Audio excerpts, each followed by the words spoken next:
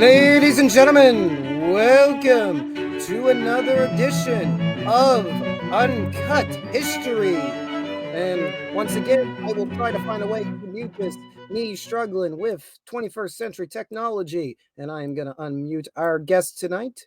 Oop, he'll have to unmute himself. I apologize. I can't unmute guests, apparently. Oh, there we go. Yep. I'm There all we set are. There now. we are. I was like, oh, I thought I can do it. And it's like, no, you can't. You can't be kind to people. Got to make it to themselves.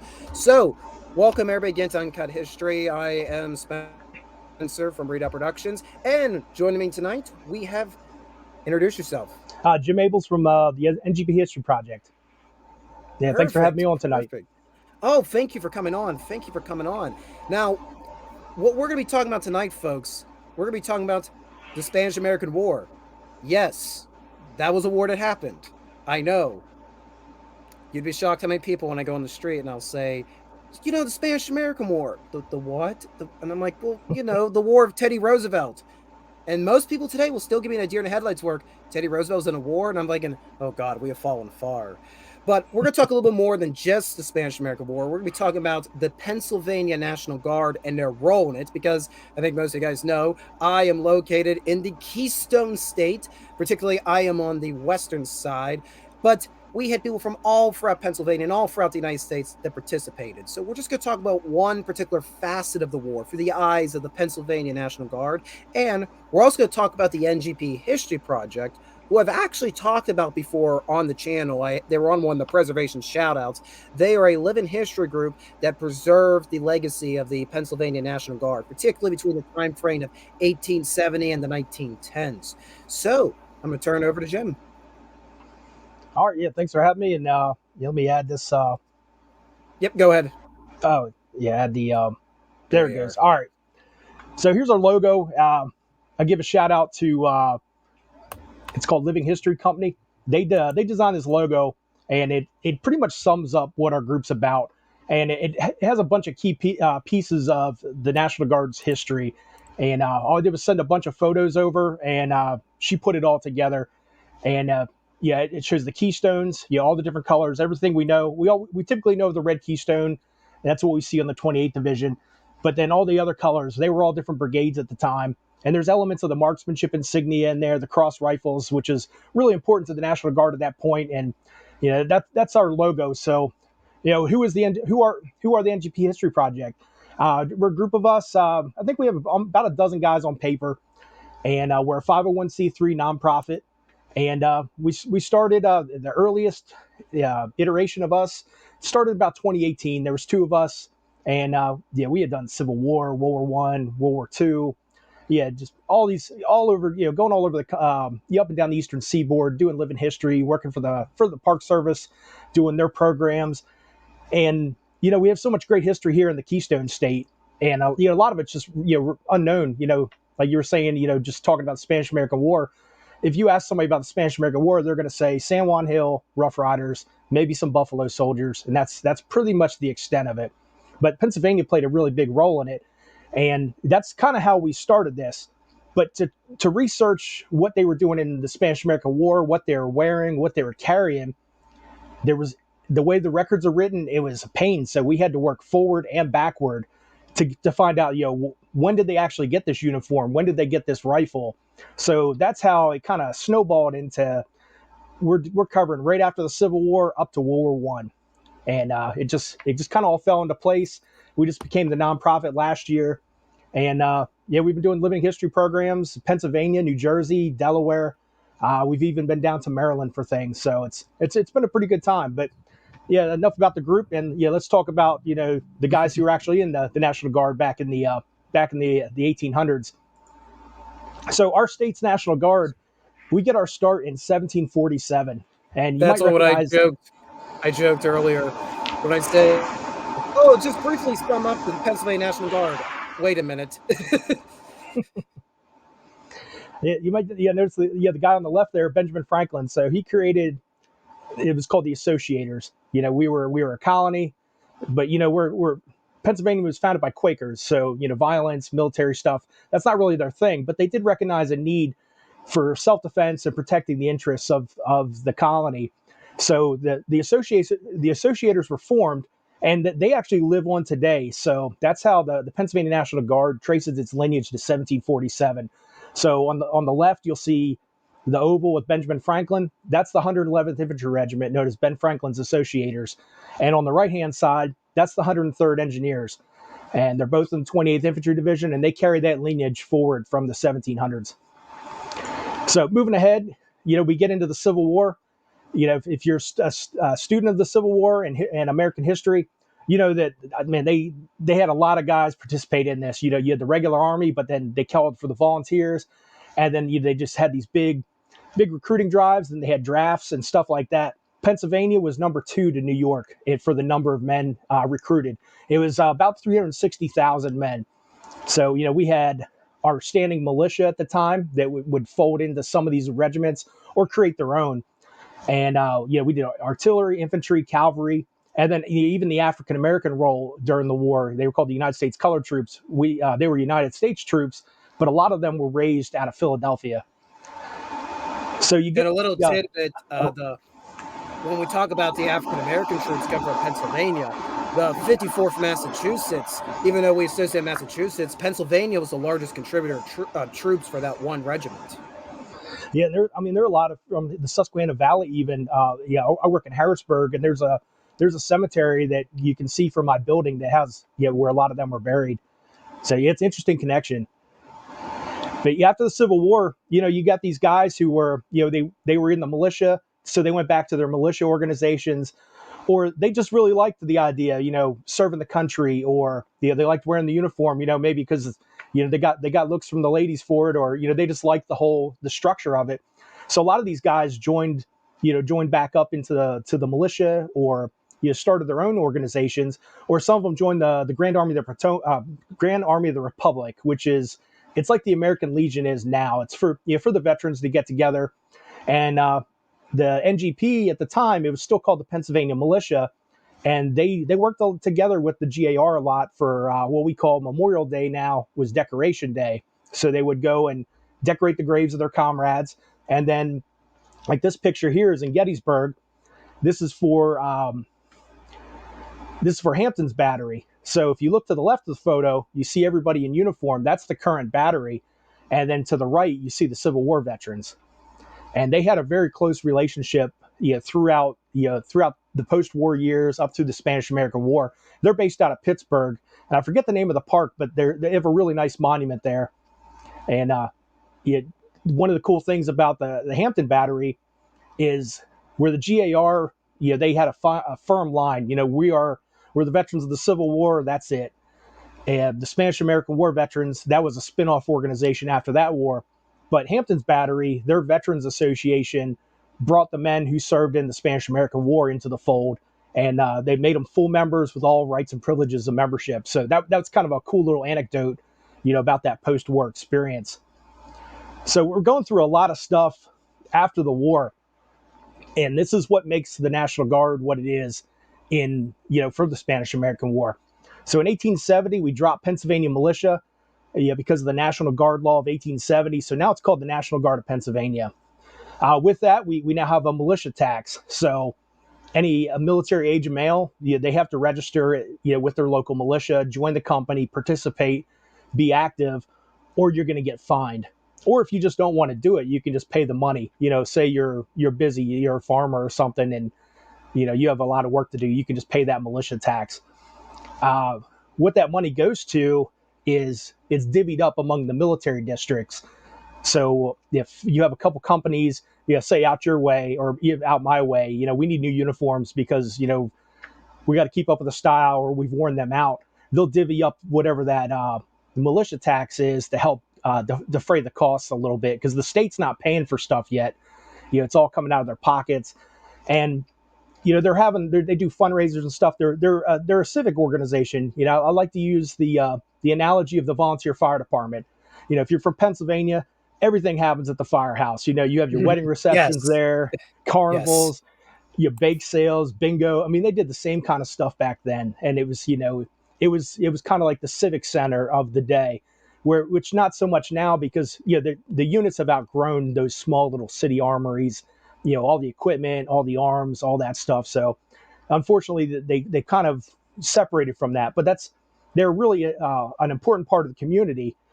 And also with the National Guard law, we have provisions for court martials. You can't just join and hang out. You have to participate. If you don't show up to your drills, they're gonna bring you up on charges, and they can muster you out, for non-attendance and stuff like that.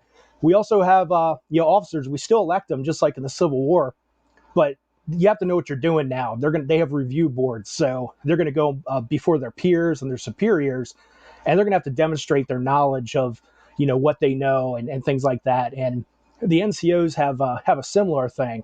So it's interesting seeing some of these units that are forming up. They're drilling 1 to 2 times a week, but the officers and NCOs are meeting 1 to 2 times on top of that, so just to make sure they're proficient and they know what's going on. The enlistments are now 5 years. You can't just join for a year and like, nah, I'm not feeling it anymore. Yeah, I want to go do something different. Once you join up, once your company puts that expense to arm you, uniform you, equip you, you're in it for 5 years. Unless you move away. If you move away, that it is what it is. Your work takes you elsewhere. You could transfer if another company will take you, or they'll just drop you from the rolls. And we also can disband companies now. So if you have a company that's just kind of like a social organization, they're not really adapting to the military lifestyle, and they're not performing well, they're not inspecting well.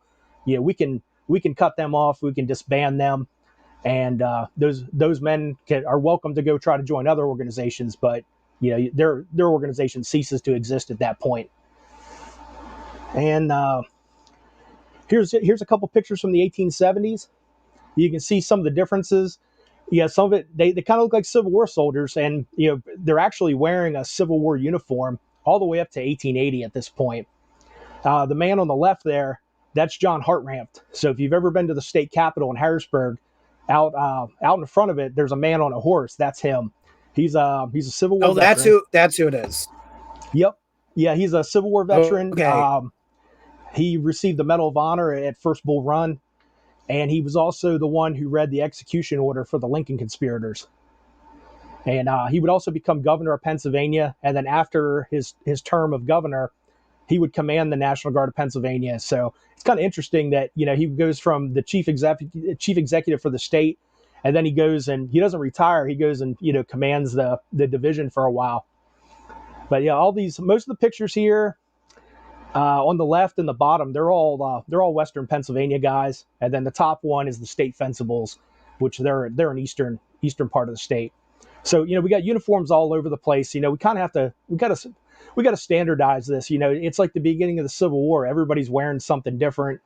They're getting it from different places. Those who are more well-to-do, their companies are dressed a lot better. So, but they want to look like a unit. We want the regiments to look uniform. We want the brigades to look uniform. And we also have going into, as we go through the 1870s, 1877, we have the railroad riots out in Pittsburgh, which that was, it started in Pittsburgh, but it pretty much consumed the whole state. And if you look in the top right, you look, we'll go back to this slide real quick. Look at this man right here on the left. Look at the man here on the right. So he's a governor at this point. He went out to the scene of what was going on. And this was the time where the governor was armed and equipped and uniformed, because they are the commander in chief of the National Guard.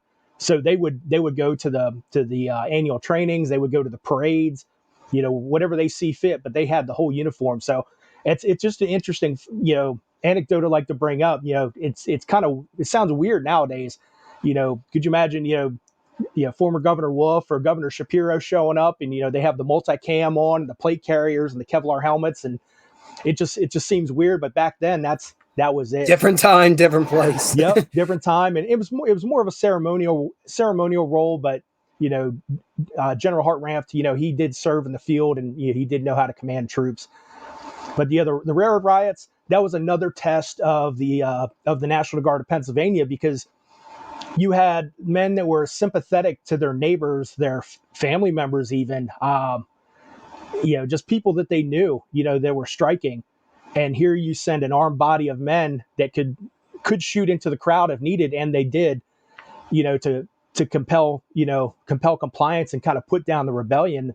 And it was just a bad situation. The 14th Regiment stacked arms. They refused to participate, and some of the men even talked about giving their rifles and their ammunition away to the strikers because they were sympathetic to the cause. And the National Guard, they were just like, hey, this isn't a good way to operate. And the on-scene commander at that point, he's like, hey, the troops here are compromised. We need to bring somebody else in that's not from here. So they bring all the Philly units in, which that did not go over well at all. That's where all the railroad executives were living, out there in Philly. And it got real nasty real quick. And That's like saying if the Penguins. That's like saying if the Penguins can't play, we're gonna bring the Flyers in. yeah, and I mean, I get the idea behind it. It makes sense, but it doesn't make sense. Yeah, it was like throwing gasoline on a fire. And even up in Reading, they almost had a blue on blue action. They had one of the regiments was going down a railroad cut with railroad workers, and they were going to do some repairs. Another regiment was up top, and they were the local guys, and they were sympathetic to the working man. And they leveled rifles at each other, and they eventually got everything under control. They sent one regiment out. Yeah, they sent one regiment out one side, one out the other, let everybody cool off, and then they brought forces back in again. But yeah, after that they realized, we have to really take care of this. When these guys are enlisting, they need to understand that this is their duty. They have to be able to perform their duties regardless of their personal feelings. And that's their neighborhood, but there's a higher calling in play. So there's a lot of growth in the 1870s. Also, at the end of the 1870s, 1879, the keystone that we know of for our National Guard, that's when it was first authorized, as our insignia. And so August 1879. And you can see some of the other pictures, more modern period, World War II, to even pre-World War One, World War One. You see a keystone on the collar, but it all started with the different colored leather keystones on their cap. That I was going to have a cap here, but it's actually on loan to PSU right now. So a lot of the artifacts that we have are on loan tonight. So that's why I put this together. We also, it's not just riots. We're responding to disasters and things like that. That picture on the left, that's the 14th Regiment, who they didn't fare so well during the riots, but they were like the all-stars of the Johnstown flood. They encircled the town. They kept the looters, the grave robbers, and all that stuff out. But they also helped with the relief effort. And as people were coming in to help out, they were vetting that. They were guarding the bridges. So that's who's on the left there. And something to consider about the Johnstown flood, I'll mention. Well, we actually talked about the flood a couple weeks ago on Uncut History. Mm-hmm. The destruction is enormous, and that's what grabs most people's attention. But the true impressiveness of the disaster is the recovery.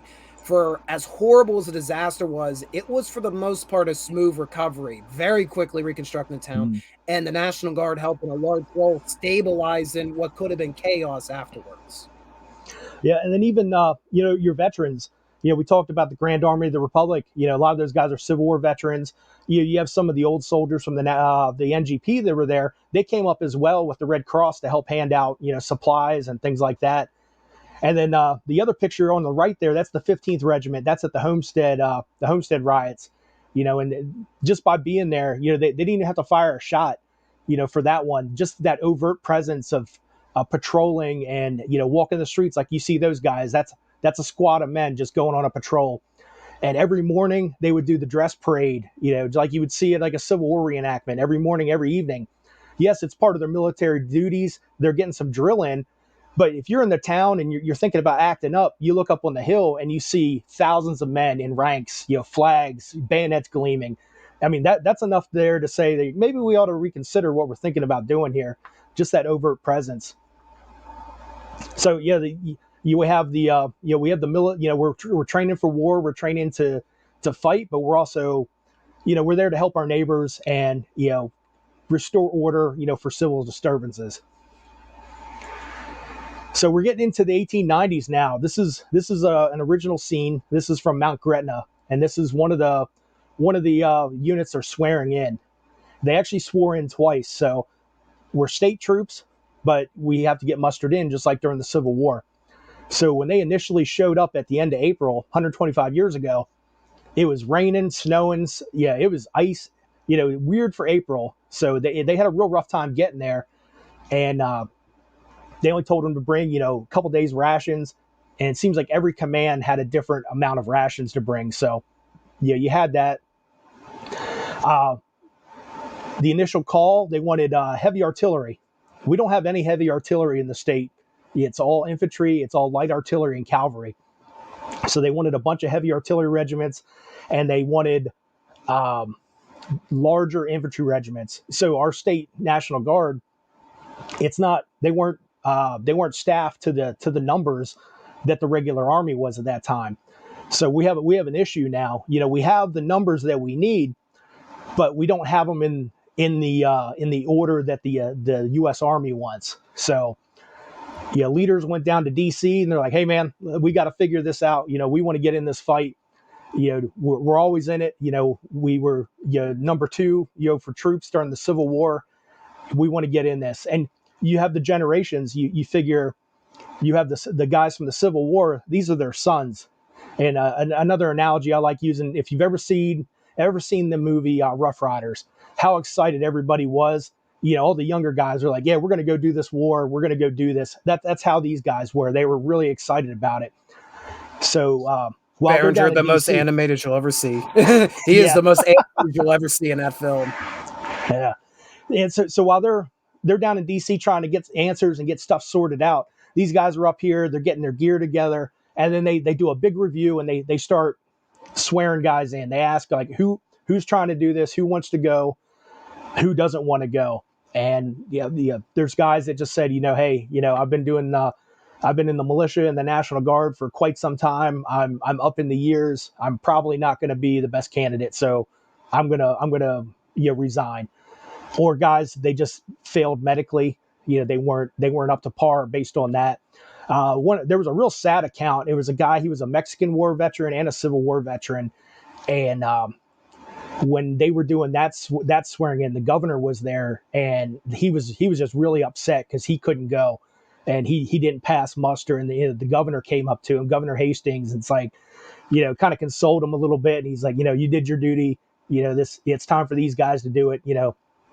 Yeah, and yeah, he ended up going home. But that guy, he just wanted to get into another one and he couldn't.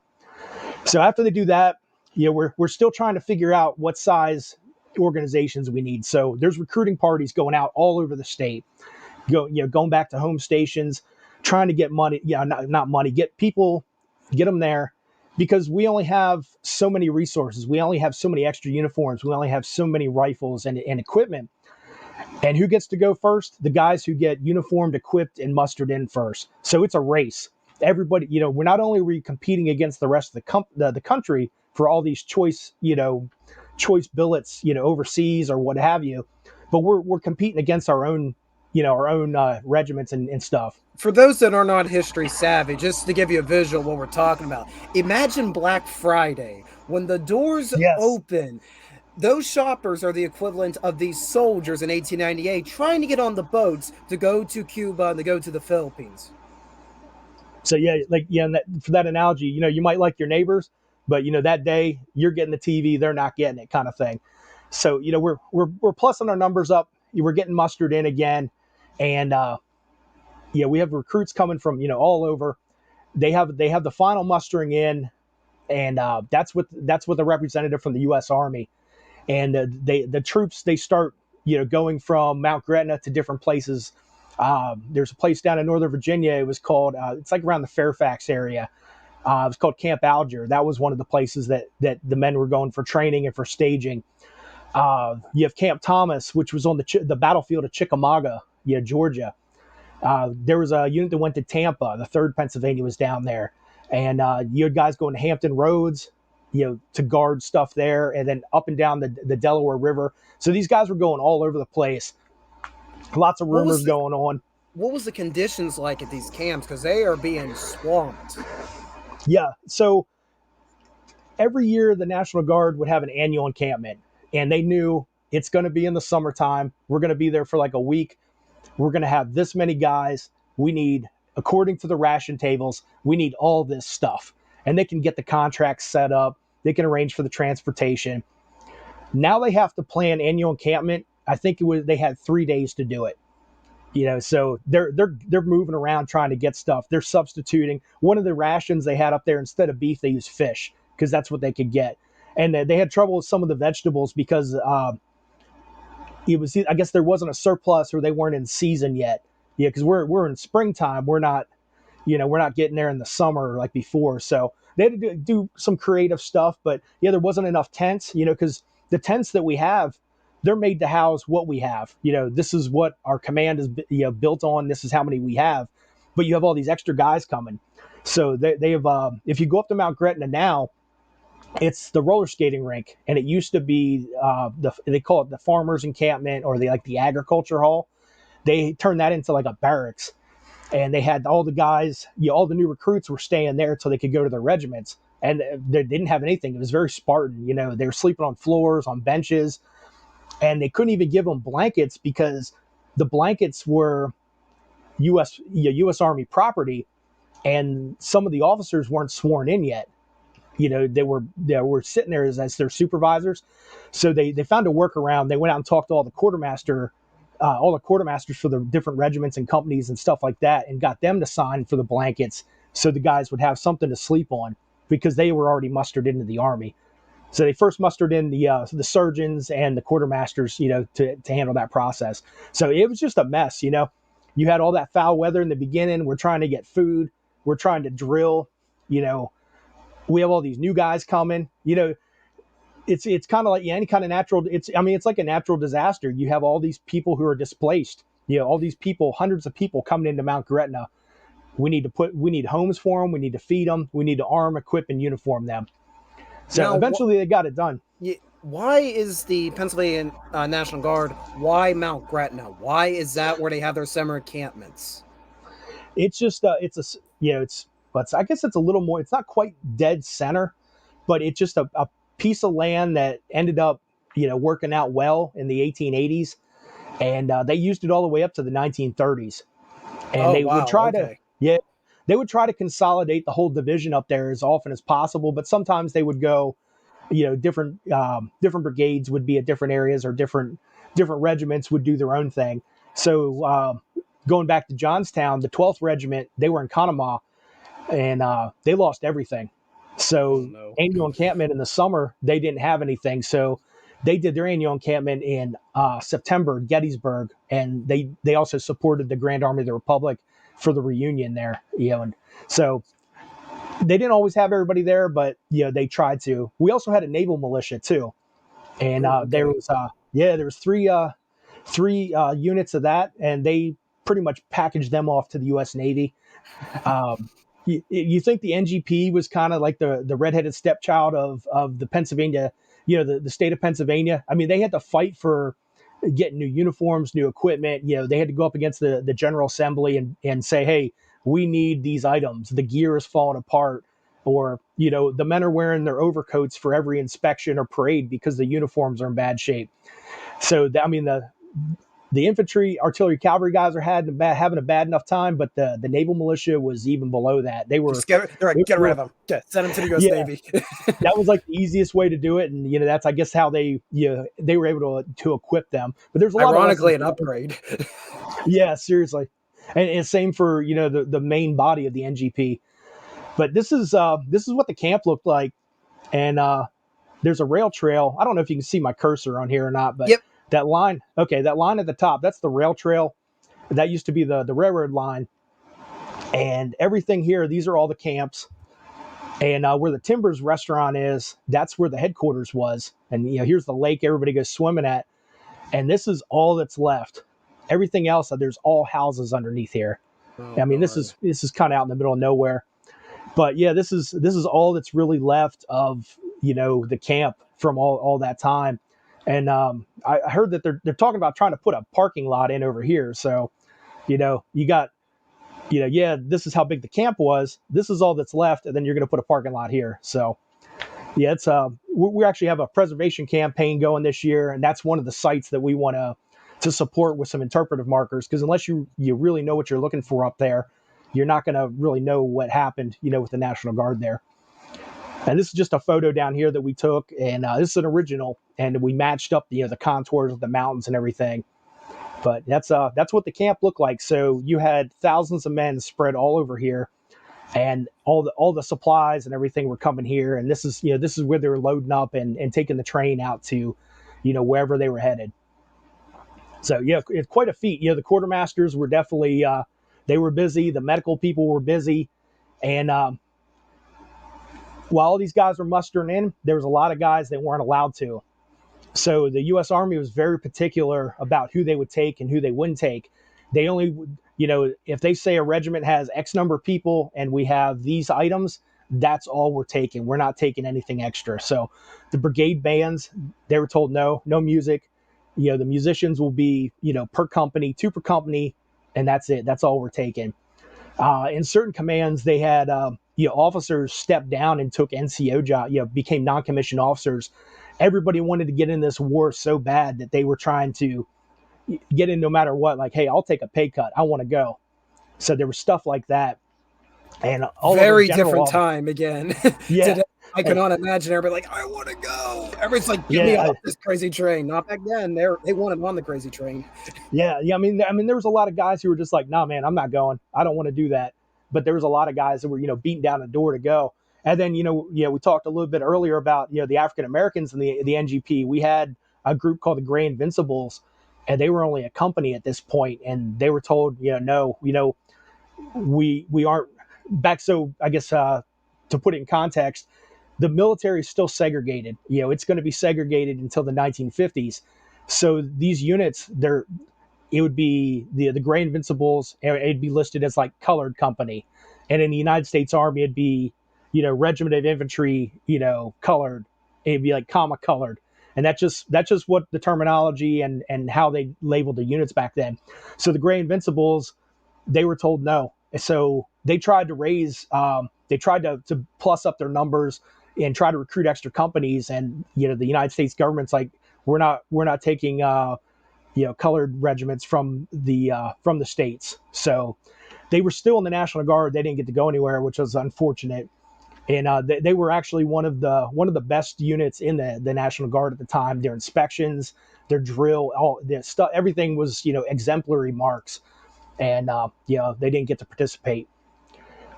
So you have all those guys that are leaving. Officers are getting cashiered out. And even after we get everyone mustered in, Governor Hastings is talking to DC and saying, hey, calling the War Department up. We have all these men here. Why don't you honor the state of Pennsylvania, the Commonwealth of Pennsylvania, and give us, billets for generals? Don't you think we've earned generals? We have all these men ready. So they eventually got, the generals and stuff like that. But yeah, it was a lot of back and forth with the War Department. And I think it was just, the situation was so fluid, with what was going on in the war, who's going where are we going to put troops, how are we going to get stuff for them. And they're doing this all through, telegraph and letter and in-person courier. And it's We a don't have very cell different phones. war. It's a very Yeah, different. This is the first time the United States on a major scale is fighting off North America. They're off the main continent. yep, yeah. Major. I We're know not. there are some other minor instances, but Yeah, you figure the last war we fought ourselves, and this one, we're trying our hand at imperialism at this point. We're going to try to go out and see what we can do. And yeah, just interesting. They couldn't just get together on a Teams call and say, "Hey, War Department, Russell Alger, we have these many regiments. What can we do?" So they eventually got it all sorted out, and they kind of found some workarounds and some compromises. And what it ended up being is Pennsylvania says, we have this many men, and the War Department agreed. Take that many men, and this is the stipulation on the regiments, but don't recruit over that. That's your cap. And so while we're getting these guys together, here's what we're looking at. He has some United States gear on, but this is essentially what the member of the NGP was wearing as they went to Mount Gretna, and then when they were leaving, to their different assignments during the war. But they would also, there were new recruits. They didn't have a lot of stuff. Just take the 8th Regiment. which is a local central Pennsylvania regiment, about 30% of them had rifles and the full outfit, when they were mustered in. So that gives you an idea how much they recruited and how bad shape they were in. So all the equipment, we're talking about 1870s era equipment that they're using. All this stuff we got a little bit newer, in 1880, but it's all 1870s pattern stuff. We have our canteen like in the Civil War. We have the haversack, which is a little bit bigger than what they had in the Civil War. This was called a blanket bag, and they also had this knapsack that they got in 1894, and it was somebody came by and was like, "Hey, we've got a deal for you. These knapsacks are great." Colonel Baxter of the 72nd Pennsylvania, he patented them, and this is our version of his patent. You're gonna love them. And then they got them, and within 2 years they were already failing. So it wasn't a good investment. So they had all this stuff, but they got a lot of the United States issued stuff, and this is what most of the guys ended up looking like. You have the blanket roll, which is your shelter half, and there'd be a rubber poncho like in the Civil War, and your blanket. And this is pretty light. They had the full roll was huge. You had a tent pole, you had 5 stakes, your change of clothes, like your long underwear, your socks, everything. Like if you're going camping, it all went into this little thing wrapped around your body. And this is something that we didn't have in the state. This is the Mills cartridge belt. And this is something that we would buy after the war because, we got to use it. And like, hey, this is a pretty cool thing. And all your bullets, just stuck in these loops. Yeah, there you go. So they had them in both khaki and in blue, just whatever Uncle Sam had at the time to use. And if you look at the rifles these men are carrying, they're the trapdoor Springfields. They're the old 1884s and 1873s. That's what the state was using. We only had one Krag rifle in the state of Pennsylvania. It was a model 1892, and I think it was just for research and development. They were testing it out and just seeing, should we get this rifle?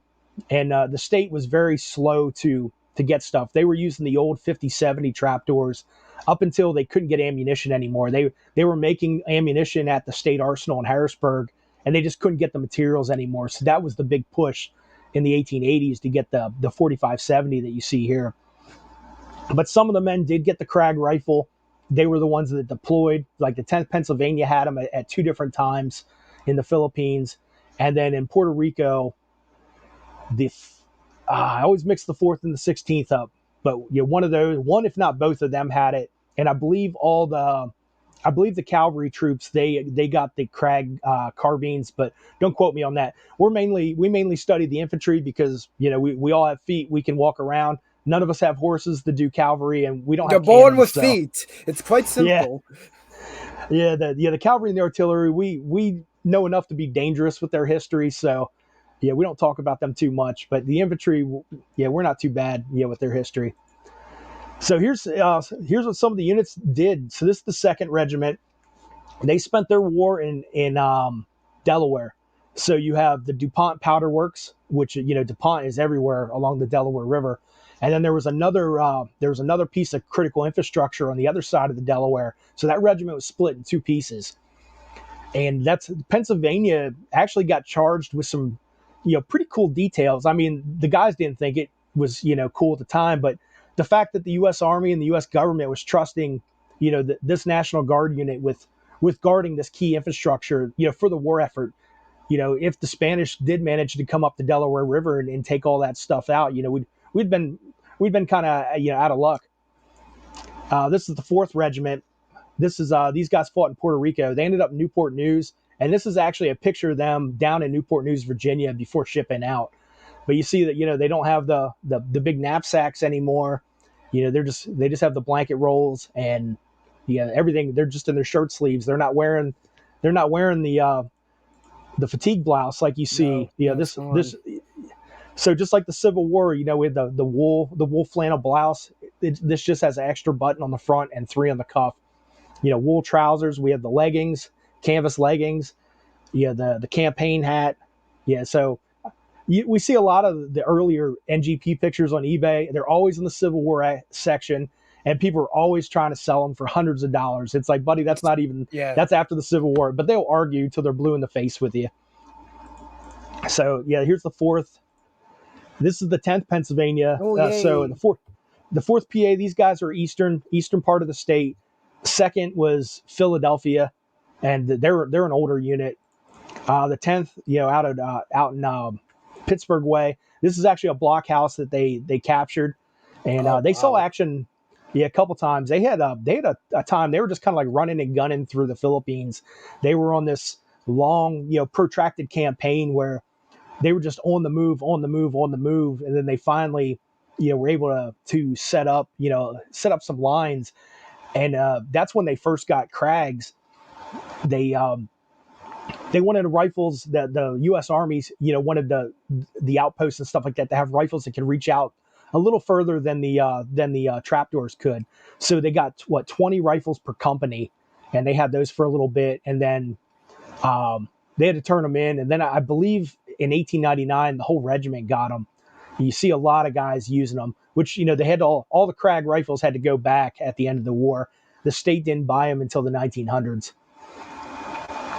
So interesting thing about the 10th is all of the eastern part of the United States, all those guys, everybody east of the Mississippi, they were going to do eastern United States stuff. They were going to go to Cuba. They were going to go to Puerto Rico. That was it. All the western states, they were going out to the Philippines. Which I'm sure I they don't know. asked on the boat, where are we going? Why aren't we going Yeah, to Cuba? I thought this was about Cuba and Spain. yeah. They somehow they pulled it off, and it might have been due to their colonel. Yeah, we haven't figured out how they made it happen.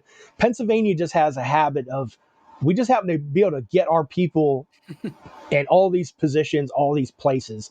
We've always had some kind of a political pull, in the Civil War, Spanish American War.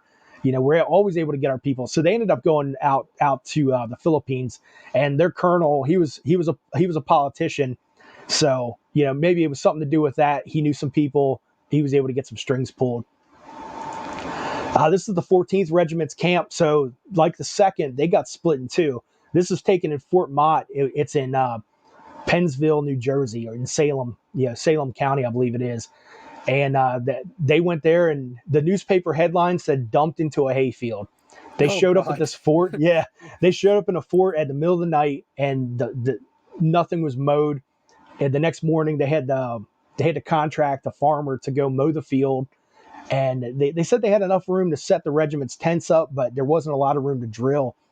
But also with Fort Mott, and this is another cool thing that you have these colonels that of these regiments who they do the annual training in the summer, and then they do the drills and stuff. When they go to these forts, they're in charge. They outrank everybody there. So the colonel of the 14th, when he shows up at Fort Mott, he assumes command not only of his regiment, that fort, but the regular artillery unit that's stationed there as well. And he also, as part of the deal, he got Fort Delaware out on Peapatch Island, out in the middle of the Delaware River. So if you know your Civil War history, that was a Civil War prison, and it was under construction during the war. But two companies at a time would go over to Fort Delaware, and they would also be in charge of the U.S. Army men that are out there at that time. And if you get to go out there, we'll be there in early August. We're doing an event out there. There's actually carvings in the wall that the men from out in the Pittsburgh area Oh, and cool. McKeesport and stuff like that, they carved into the side of the barracks. So you have all these names like 14th PA, or like McKeesport, Pennsylvania. Redoubt Productions does not condone graffiti in buildings unless it's 100 plus years old. Then it's historical. And you look at the names and the companies, and they did it like right when they got there. It wasn't like, hey, we're leaving in September. It's time to go. Let's say we were here. They did it while they were there, and it's like, man, that's not smart. When No. we were out there looking at it, we were putting two and two together. It's like, but it's like, how did they not get caught? But if you look at period photos of Fort Delaware, it was a construction site, so it may have gone unnoticed. So these guys were commanding two different forts, the approaches to the Delaware River. You also had the second over at Fort DuPont. So that whole area was covered, with those three forts. This is a picture of the 15th Pennsylvania. That's another Western Pennsylvania unit. This is the only photo I found that's actually ID'd to Fort Washington, Maryland. So same deal. The colonel shows up there. He takes command of Fort Washington, and they also take command of its Fort Hunt, and it's out there. On the other side, it's actually on part of Mount Vernon, or at the time was part of Mount Vernon, and it's off of the GW Parkway. So they had all that. They had the minefields and the river and all that stuff. So he's in charge of both of these forts, and pretty much the safety for Washington D.C. and everything up the way falls on a state, colonel from the state of Pennsylvania. So pretty cool. The 15th is they actually had a mutiny too while they were there. No. Yeah, not a good Oh thing on their no, record. a Pennsylvania regiment mutinying. Like I've never heard Yeah, that before. yeah, it's happening throughout history, definitely. Uh, the rumor mills, like all the rumors that started the war and the yellow journalism, you still have that in the military too. So, Yeah. these guys, somebody told them they were going to Cuba. They were never going to Cuba, but they thought they were going. And you figure these guys all have civilian jobs. Some are bankers, some are laborers. They have some kind of an occupation. They Some of gave them it are up for making, this. correct. Yeah, they're making a lot more money on the outside. And the guys got mad. You got all these officers. If we're going to be soldiers, let's go be soldiers. I don't want to sit here by this dumb river and get bitten by mosquitoes. Let's go do something. And they're like, yeah, all these officers, they're fine. Everybody like majors and up. The higher officers, they didn't like them because they're sitting back, fat and happy, collecting a check. So they routed a petition around the regiment. The company officers were signing on it. And at the same time, back home, the family members were running a petition as well to give to the governor. And the main guy who caused all the trouble, he wasn't a part of the National Guard before the war. He joined during the war, but he was a writer, so he was writing home to the newspaper. So his articles were popping up in the papers, and they actually brought him up on charges. And Wow. nothing ever happened. Yeah, they never actually convened the court martial, but he was brought up on charges.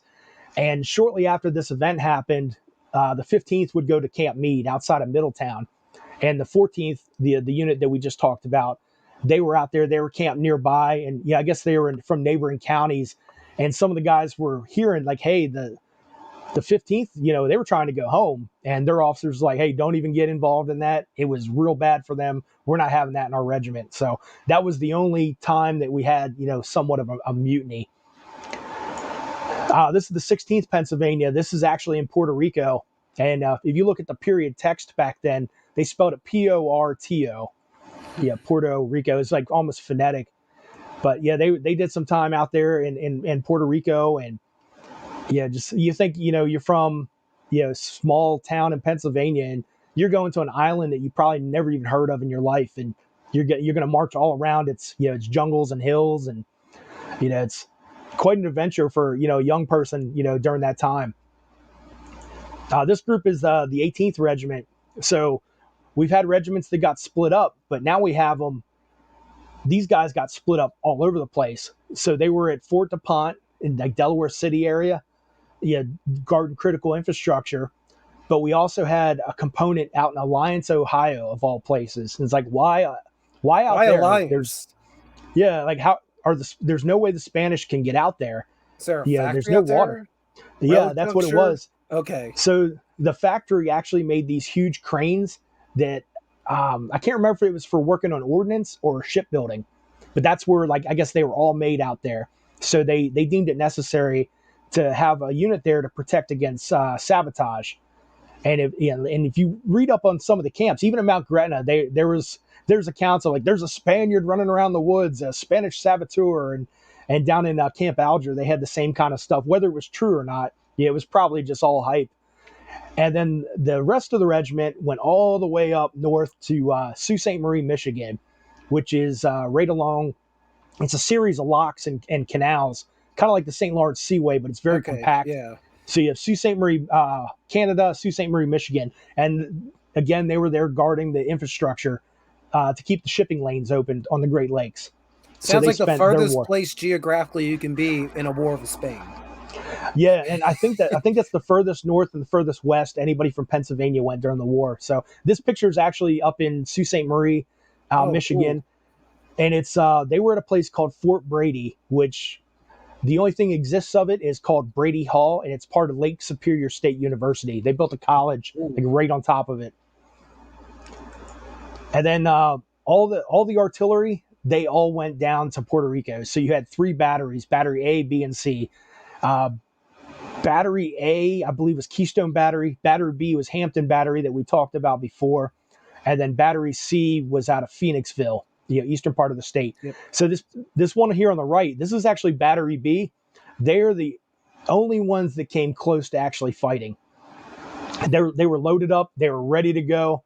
They were getting ready to fire on the Spanish army, and you can see the guy to the right. Yeah, this guy right here. He rode up and he's like, "Hey, oh no, sorry, this guy up here." He rode up and was like, "Hey, ceasefire. The war is over." They had to Mucho unload anda. the gun. Yeah, so I mean, if he was a few seconds late, they would actually got to fight. But yeah, they were that close. Sad thing about them, their Captain Hunt, he would die a year and 1 day after coming home.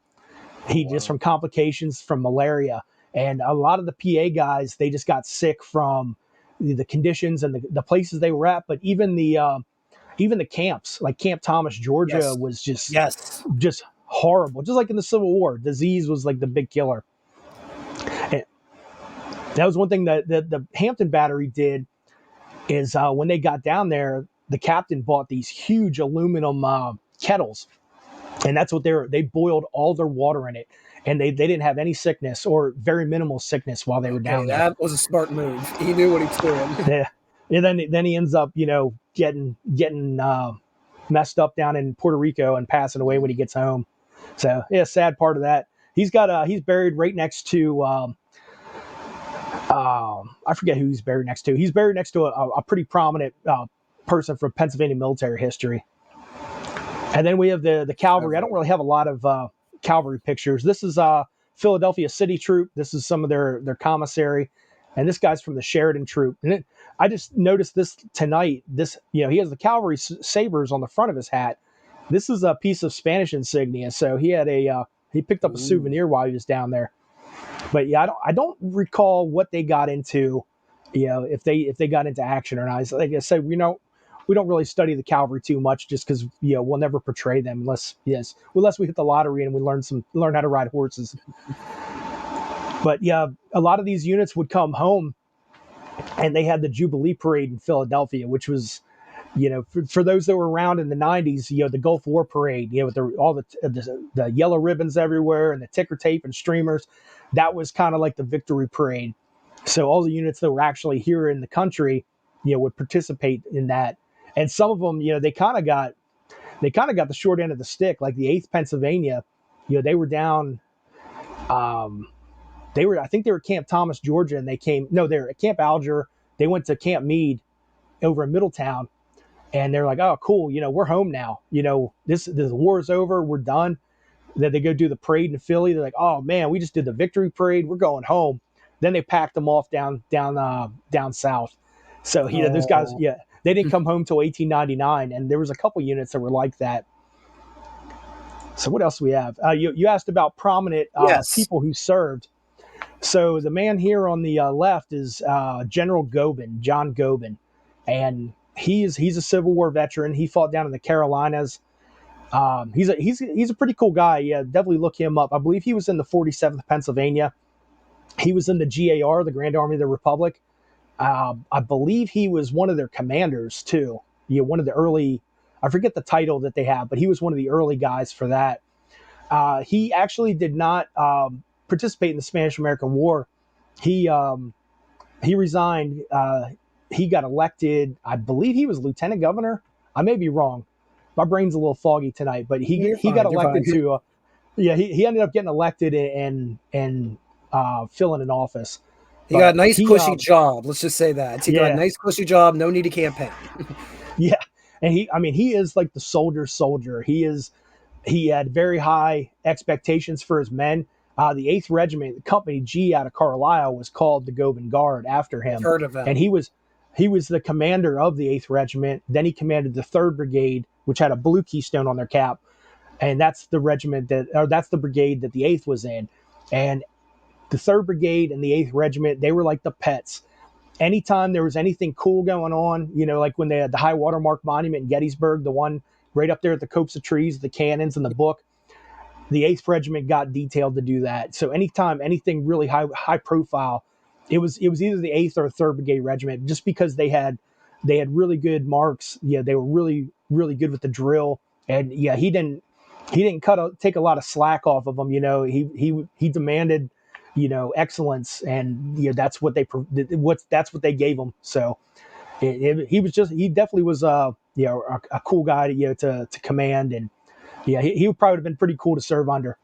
Uh, the man on the right, this is Colonel Alexander Hawkins. So he is the commander of the 10th Pennsylvania, and we just learned a little bit about him recently. And he actually got elected to the Senate while he was overseas fighting in the Philippines, and he didn't actually get to fill the office. He died on the way home. So they said, Okay. there was speculation that that's how the 10th got to the Philippines and got to fight, was he pulled some strings so he can come back and be like, Colonel Hawkins, hero of the Philippines, now senator for, whatever district of Pennsylvania.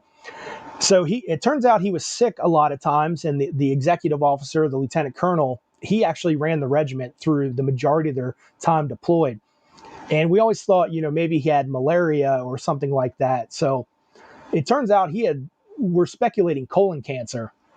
So the Philippines was not a good place to begin with. And you're an older man, you're a little heavier set, you're not in your optimal health, and you're on top of that, you're dealing with malaria conditions, but you're dying of colon cancer. So Darn, this guy sounds like a micro General John Forbes. yeah, he had a yeah Dying on the margin of exotic place. he went through all that. He survived the war, and they were on their way home. They stopped in Japan, and 2 days out from Japan, he passed away on the ship. And yeah, he came home. So yeah, it's pretty sad that he endured all that, and yeah, to think that he had colon cancer during all of that. That's a tough old dude to be able to endure all that. Oh But yeah. if you go out to Pittsburgh, there's a huge monument to the 10th Pennsylvania, and there's a figure of him wearing the overcoat and standing very prominently in the front. And in front of him, there's a tablet that lists all the casualties from the Spanish American War. But they have him incorrectly labeled. The city of Pittsburgh put a placard up there and said he died of his wounds from battle or something like that. It's like, now the man was just very ill, and yeah, he shouldn't have been there. But that pretty much sums up, He went there. that sums up the National Guard during the war. And you still have Civil War veterans, like we saw Gobin, and even Alexander Hawkins. He was in the cavalry, and he was an officer in one of the United States Colored Troops units. But there was other guys like the colonel of the 14th Pennsylvania, their one major. They were Civil War veterans. So you have guys that served in the Civil War and the Spanish American War. But then fast forward to World War One, a lot of the commanders in the 28th Division, they were veterans of the Spanish American War. So you have you know you got guys that have some experience, fighting in certain areas, or just military experience prior to the war. So it's interesting to see that while every generation gets a war, it seems, as we move up through history, some of these guys are there for a couple of them at a time. Oh yeah, no, it's crazy. Uh, well, I do have. So I'm gonna flip over here. I'm actually gonna pop Okay. up the website now. So how did this whole thing come about? Because the Spanish American War is not something very well talked about today in American history. How did you and other people get invested into portraying the Pennsylvania National Guard during this period? So yeah, like I said, when we kind of started out there, we have done all the Civil War, World War One, World War Two, up and down the Eastern Seaboard doing stuff. But there's all this cool stuff here at home, and it's something different. It's like, man, it's kind of a cool uniform. It looks like the Civil War, but it doesn't. We have all this weird canvas gear. So a friend of mine got involved, and we started doing it. And we were just talking about this in a group chat this evening. It's like, 2018, man, we thought we knew what was going on. We went to the archives, we had all these photos. Yeah, and now where we are, the research we are light years ahead of where we started. Just learning, like I said, you can't just say, oh, what did they wear in the Spanish American War? We got to look before and we got to look after. And it just snowballed into that. And then we found we found some other guys that we knew, friends and guys that we had done events with, who also were interested in this, and said, "Hey, let's go do Historic Soldiers Weekend at Fort Mott in September of 2018." And we did it, and it turned out pretty cool. We had a good group of guys. We all got together. We worked well together. So we decided, hey, let's make this a thing. So 2019 is kind of our first year that we actually were active, and you figure we had some good steam rolling, and then the pandemic hit in Yeah. 2020. So we doubled down. During 2020, we just turned to and just started researching. We were buying up original images, original uniform and equipment items. Building up the I guess our private archive. And so when 2021 happened and things started opening up, we just hit the ground running, and we just started going to different timeline events. When we first started doing this, it's like, oh man, where can we go do this? And now we're to the point where we call up, like the Pennsylvania Military Museum. That's I was about to one of ask our about that.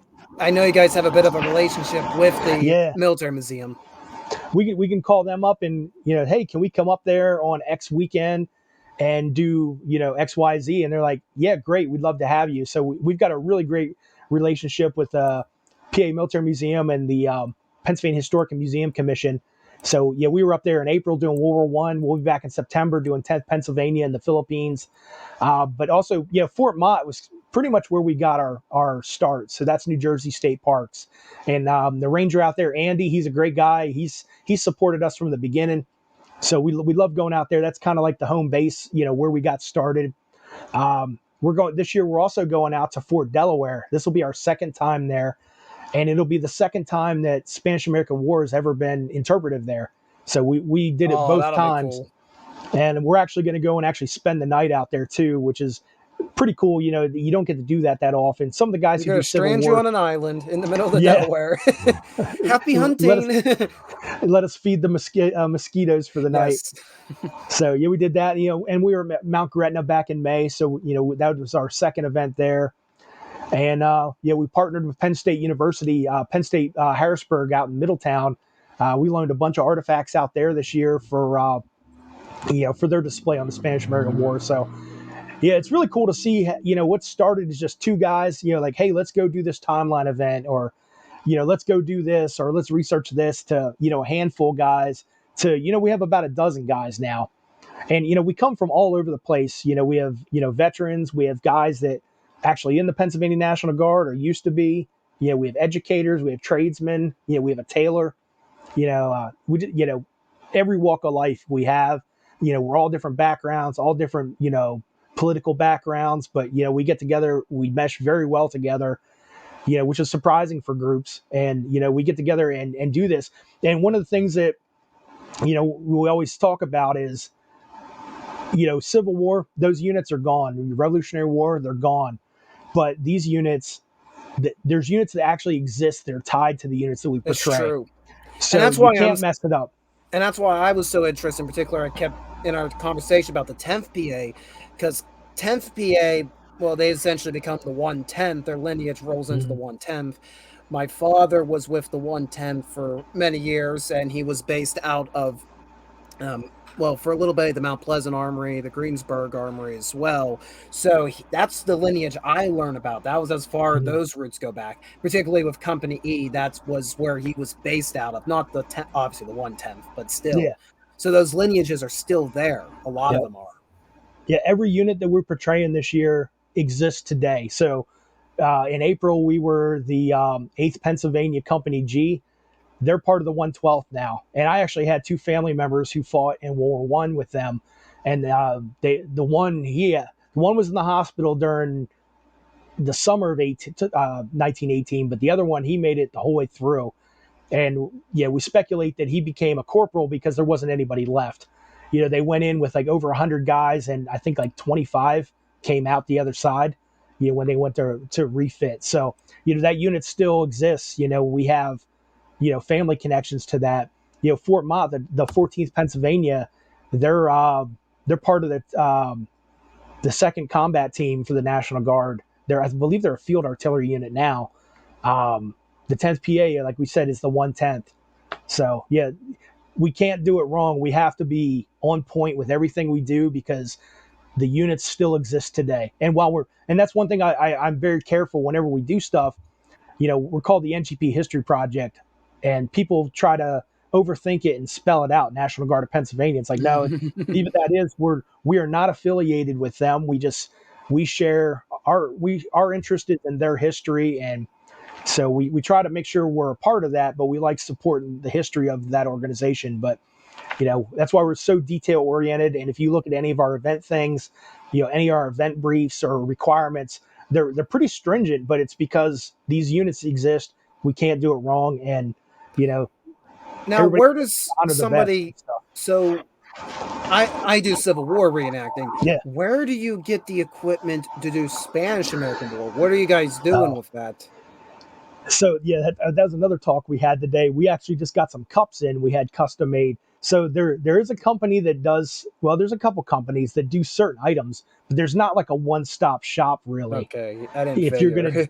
yeah, if you're gonna do Pennsylvania did all this oddball stuff, just like one change over, so we go through this company called What Price Glory to maybe get a haversack, and he'll make them for us without any of the stamping on it, and then we'll stamp them, and we'll have to take all the hardware off of the strap and put a different strap on. For a canteen, we'll get a Civil War canteen and pretty much deconstruct, take the cover, take everything off. And a lot of it is we either have to make it ourselves, get it custom made, or we have to alter stuff with the proper materials to make what we need. So it's cool when it comes together, but man, it's kind of a pain to do sometimes. Yeah, We have, there's a few things that we're reverse engineered in our group. Well, recently we decided to start employing. Well, we will at our next event put in little bottles of vinegar because we're starting to find that during the Civil War, some of the guys were actually carrying bottles of vinegar to help with their food preservation, just so they can get those vitamins in. So we're yeah. gonna start that at the next event. It's nothing that was like officially written down, but a lot of the diaries are talking about this. So you always find these new little details and this and that, and Oh then yeah. especially when it's a detail you find out that like most of this unit was doing, and it's like, great, how do I manufacture that? Have you ever heard of Switchel? It's a I have drink. not. Look that. It's I, it's it's vinegar based. It's essentially the 1800s Gatorade. oh wait, And, that's the name of it. That's the name of it. okay. Okay, I didn't know the name. Okay, because we were talking about that. I was told there about this, the 18th, 19th century Gatorade. I didn't know that was the name of it though. Yeah, Switchel. you look at it, you're like, man, I'm not drinking this. But then when you drink it, it actually works. Yeah, it's cool stuff.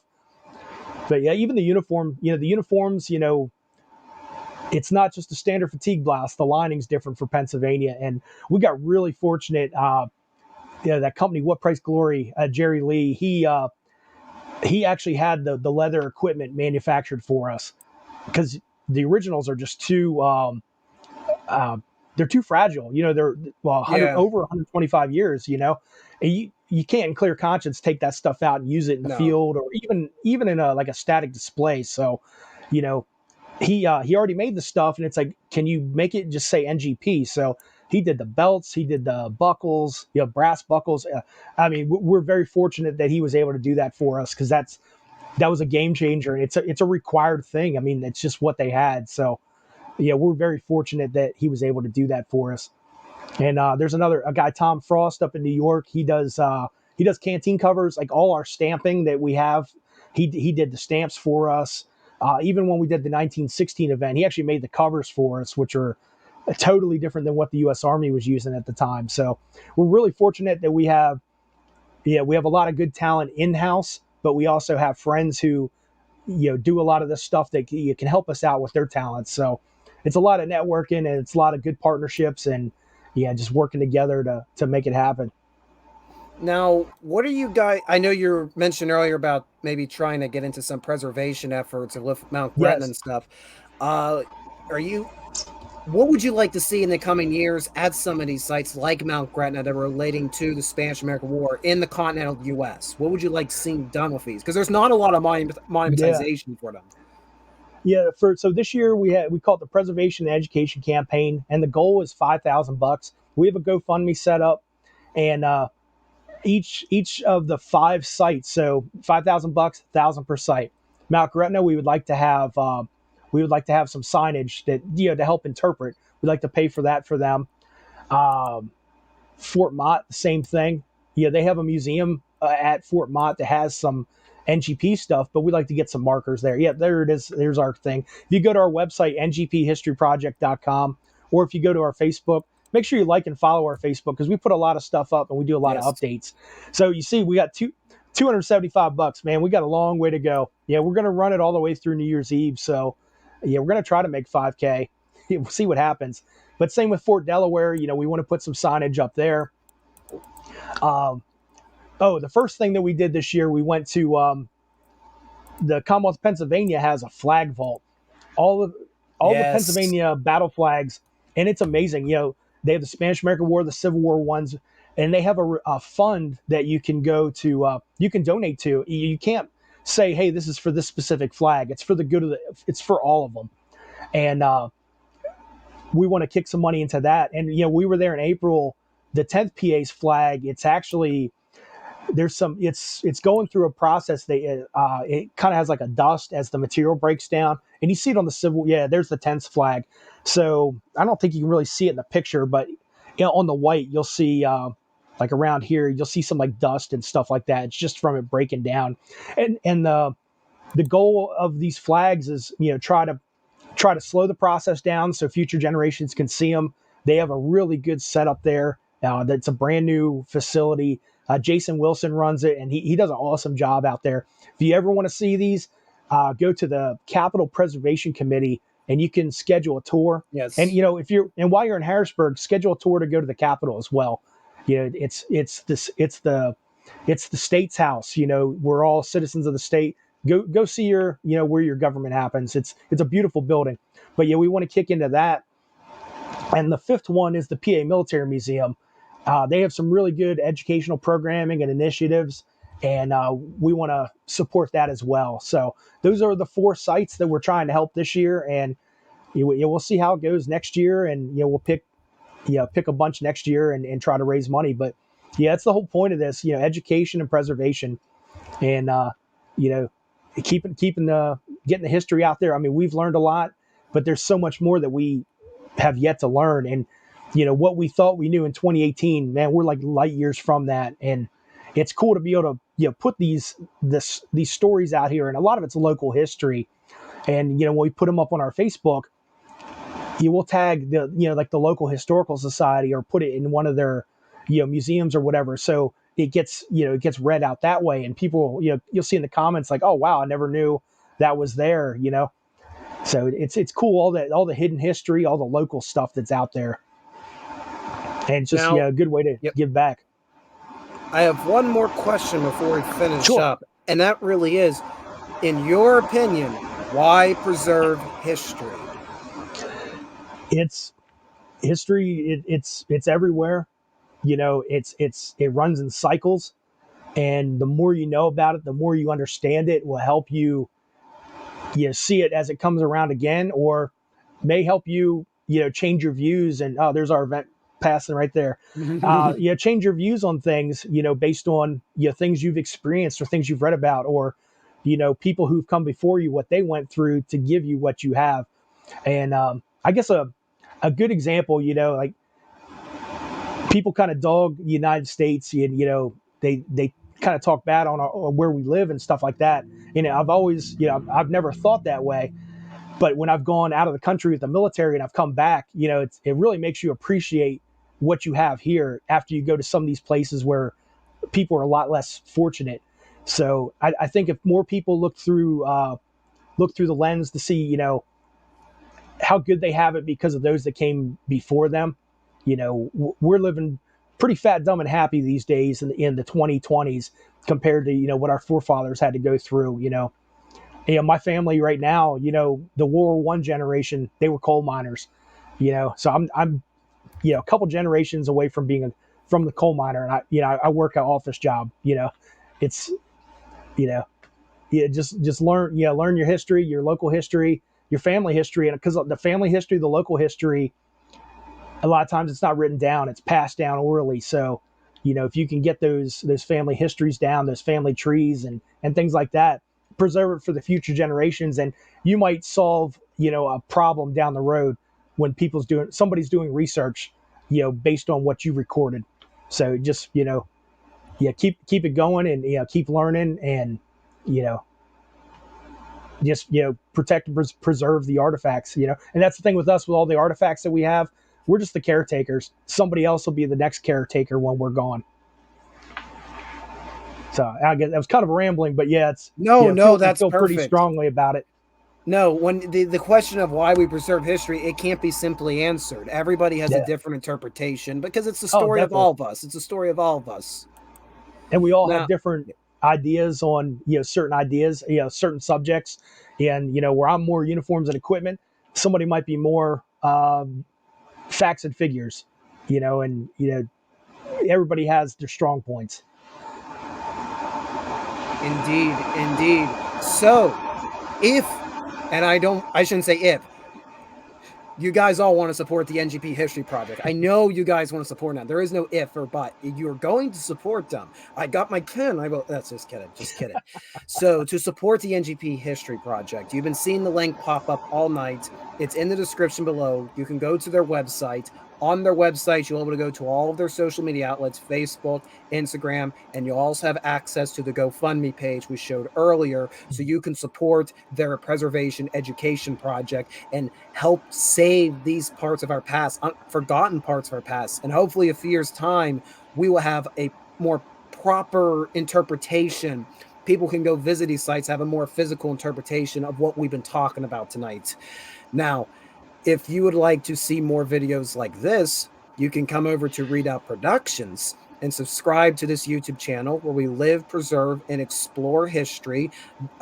Jim here has been a wonderful guest, and he's also been my guinea pig. I've been poking and prodding him all night because this is the start of hopefully a precedent. You'll see Uncut History, not every week per se, but I'm hoping about every other week to have a guest on, and we'll talk about what they're preserving in the field of history. So if that interests you, be sure to come over to Readout Productions, subscribe to the YouTube channel or the Rumble channel. You guys are watching. I know you're over there. You're hiding in the shadows.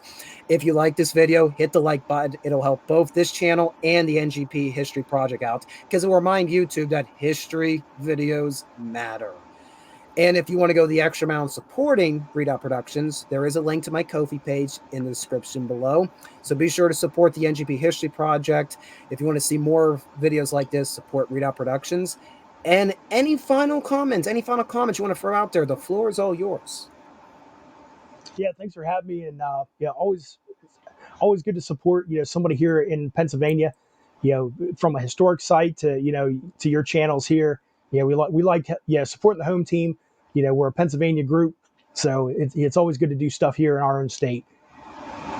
Yes, we are the greatest state. No disrespect to all the other 49 ones. We're the best. We have the best teams. We have the most interesting history. We got the best food. I mean, the east side got Philly cheesesteaks. The west side got Permian sandwiches. There's nothing better. There's nothing better. Oh Yeah, God, it's all good Manji, stuff. start. Don't start, Manji. Don't start. Don't start. That confuses everybody. We're not talking about the Iron Age historical. We're talking about the independent movement of authors. Well, that time has come when Johnny Comes Marching Home begins playing. Yes, my wonderful outro, which I totally did not throw together in 2 minutes. Totally did not. Totally did not. And this is the part where we're just gonna chill and just let the music play, and hopefully a hedge doesn't roll in and tell me I have to mute my mic. That's some Hey, thank you for tuning in, Frequency Studios. Have a good night, gentlemen. Have a good night. Let's see, what else did we miss here? Jim Staub stopped by through Facebook. Thank you for sharing. Thank you for tuning Jim Staub in. was he's member of the Govan Guards. He's one of the Okay. heritage units. He's a command sergeant major. Very good. Very good. So does he put up a view or do you put up a pin? Oh yeah, he's come out to a bunch of our stuff, and he's always commenting and liking. Yeah, he's one of our big followers. He's great to talk to. Awesome. Oh right. At any moment, we'll be going off the air. So thank you guys for tuning in. If you're watching here on Readout Productions or for the NGP History Project, thank you for supporting this stream. We hope you learned a thing or two. And we'll see you in the next edition of Uncut History, or you'll see the NGP History Project out in the field. Not the field of battle, the field of interpretation. Have a good night, folks.